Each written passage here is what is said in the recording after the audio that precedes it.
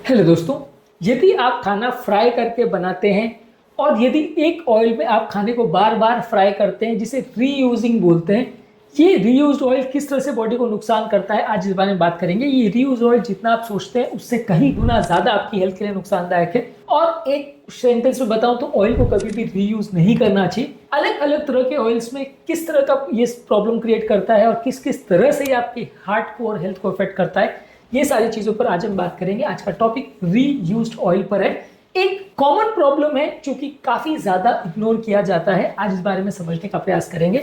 आपने कई बार street food की दुकानों में देखा होगा कि वहां कई बार जो तेल तलने के लिए बनाया जाता है, कई बार जलेबी वगैरह के या स्वीट्स की दुकानों पर भी देखा होगा, वो काफी हद तक काला हो चुका होता है। वो काला होने का मतलब ये है कि वो इतनी बार रीयूज हो चुका है कि वो ऑयल ऑलमोस्ट खराब हो चुका है। इस तरह के ऑयल पे बना हुआ खाना कैसे आपकी हेल्थ को नुकसान करता है जानने का प्रयास करेंगे, ताकि अगली बार इस तरह का स्ट्रीट फूड जब आप खाएं तो ये चीज़ आपके ध्यान में आए और आप उस तरह के खाने को अवॉइड करें। टॉपिक पर जाने से पहले जो लोग हमारे चैनल पर नए हैं उन्हें रिक्वेस्ट करूंगा कि चैनल को सब्सक्राइब करें। हमारे चैनल का पर्पज़ है हेल्थ एजुकेशन के द्वारा आपको हेल्दी बनाना, और इस मिशन में आप हमारे सहभागी बन सकते हैं। चैनल को सब्सक्राइब करके, वीडियोज़ को लाइक करके। टॉपिक के दौरान कुछ इंटरेस्टिंग साइंटिफिक फैक्ट्स, कुछ प्रैक्टिकल ड्यूटी की बातें, कुछ साइंटिफिक स्टडीज तो आपको ज्ञान भी देंगे और हैरान भी करेंगे। हमारी ओपीडी की कुछ इंटरेस्टिंग स्टोरीज भी आपको बताऊंगा, इसलिए बने रहिए हमारे साथ एंड तक। चलिए शुरू करते हैं हमारे साथ ही हेल्थ का कंटेंट।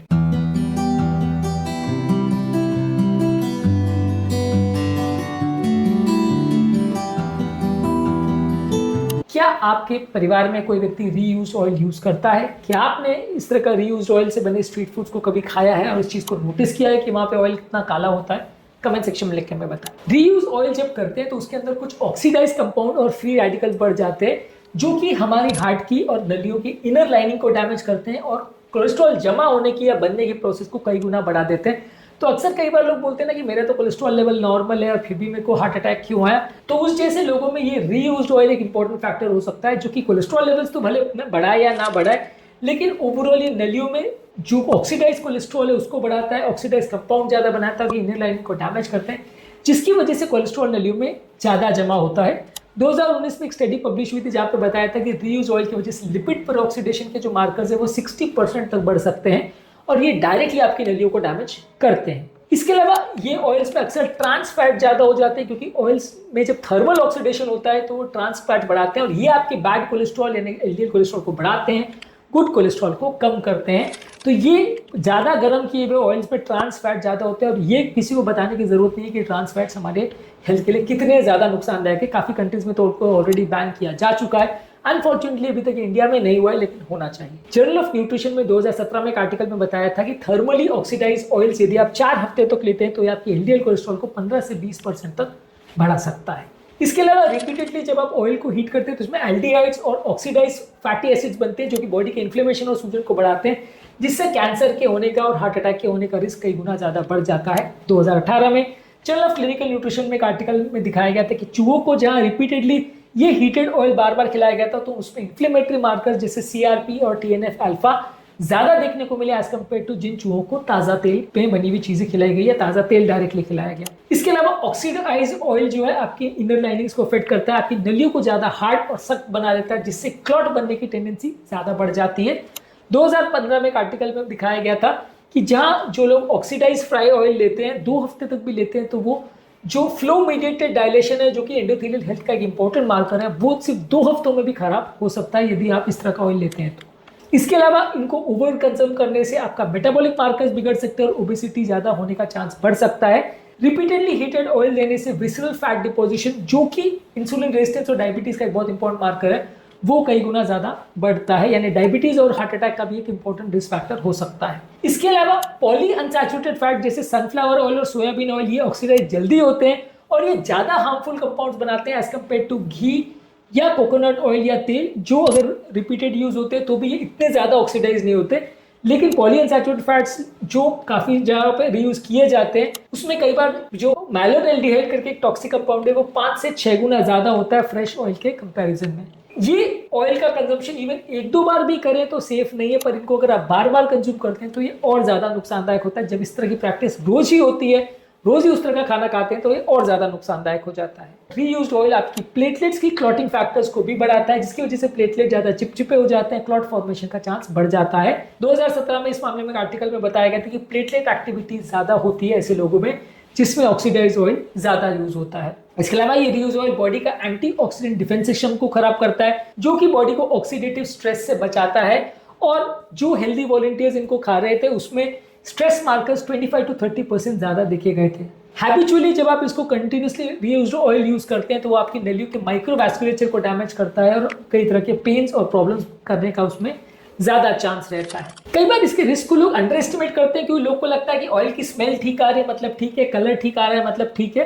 कलर और स्मेल यूजली बहुत लेट चेंज होते हैं और ये कोई क्लियर कट मार्कर नहीं है जिसकी बेसिस पे आप समझ सकते हो कि रीयूज्ड ऑयल खराब हुआ है कि नहीं। इनफैक्ट माना ही जाता है कि कोई भी ऑयल को 1 या 2 बार यूज करके ही उसको डिस्कार्ड कर देना चाहिए, बार बार यूज करना ही नहीं चाहिए। अगर आप सिर्फ इस भरोसे में बैठे हो कि कलर उसका चेंज नहीं हुआ है तो वो अच्छा ऑयल है, तो वो गलत है। इसमें आप कई बार मिस करोगे और ऑयल पहले ही खराब हो चुका होगा जिसको आप यूज कर रहे होगे। जो पॉली अनसैचुरेटेड फैट्स होते हैं जैसे सोयाबीन, कॉर्न और सनफ्लावर ऑयल, वो थर्मली और ज्यादा अनस्टेबल होते हैं as compare to mono unsaturated fats जैसे कि olive oil, high oleic acid वाले ऑयल्स। और इसमें केमिकल हार्म गर्म होने के बाद और ज्यादा होता है और ये आपकी बॉडी में और ज्यादा डैमेज करते हैं as compare to mono unsaturated fats. इसके अलावा जो लोग इस तरह के काम करते हैं जैसे लोग जो सड़क पे स्ट्रीट फूड का ठेला लगाते हैं या जो किचन में काम करते हैं औरतें या जो कुक्स है जो इस तरह का होटल में खाना बनाते हैं, वो ऑयल के फ्यूम्स को ज्यादा एक्सपोज होते हैं और ऐसे लोगों में रेस्पिरेटरी प्रॉब्लम्स और सिस्टमिक प्रॉब्लम्स ज्यादा देखने को मिलती है जो इस तरह के ऑयल के फ्यूम से ज्यादा एक्सपोज होते हैं। कई बायोमार्कर्स के रिसर्च में बताया गया है कि मैलोनाल्डिहाइड, 4-HNE और टोटल पोलर कंपाउंड और पेरोक्साइड वैल्यूज इस तरह के लोगों में ज्यादा देखने को मिली और इनको मेजर करके आप असेस कर सकते हो कि इस तरह के लोगों में किस तरह का टॉक्सिक कंपाउंड ज्यादा बढ़ रहे हैं। ऑब्वियसली इस तरह के टेस्ट कोई रूटीनली तो करता नहीं है अपनी बॉडी में कि ये कंपाउंड्स हैं या नहीं, पर मान लीजिए कि इस तरह के टॉक्सिक कंपाउंड्स आपकी बॉडी में ज्यादा बढ़ते हैं जब आप बार बार रीयूज कंपाउंड्स यूज करते हो। तो ओवरऑल समझने की जरूरत है कि ये रीयूज ऑयल्स जो काफी कॉमनली किचन में भी यूज होते हैं, आपने कई बार देखा होगा कि एक कढ़ाई में तेल चढ़ा है उसमें बार बार पकौड़े बना बना के अब आपकी मम्मी बना रही है, फिर कल अगले दिन उस ऑयल को साइड में रख दिया, फिर अगले दिन उसमें फिर कुछ और बना लिया। तो ये प्रैक्टिस काफी गलत है और रीहीट जब इन ऑयल को किया जाता है तो वो काफी खराब माना जाता है। इस मामले में हमारा फाइनल वर्डिक्ट है कि मैक्सिमम 1 से 2 बार ही ऑयल को यूज करें। स्टेबल ऑयल्स जैसे कि सरसों का तेल, पीनट तेल या कंपैरेटिवली घी को आप यूज कर सकते हैं। आप पॉलीअनसैचुरेटेड फैट्स को कम यूज करें गर्म करने के लिए, ज्यादा स्मोक पॉइंट वाले ऑयल्स को यूज करिए और अगर ऑयल में स्मोक आ रहा है तो ये तुरंत रिप्लेसमेंट उसको कर देने का साइन होता है। ऑयल में स्मोक आता है, लोग खाना फिर भी बनाते रहते हैं, तो ये क्लियर कट मार्कर है। जब स्मोक आता है तो उसका मतलब ऑयल ऑक्सीडाइज हो रहा है।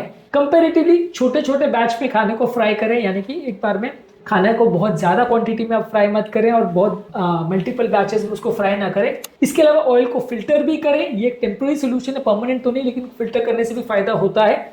और हर बार अगर आप यूज करना भी चाहते हो तो थोड़ा रीयूज, थोड़ा फ्रेश ऑयल यूज करें, ऐसा आप कर सकते हो।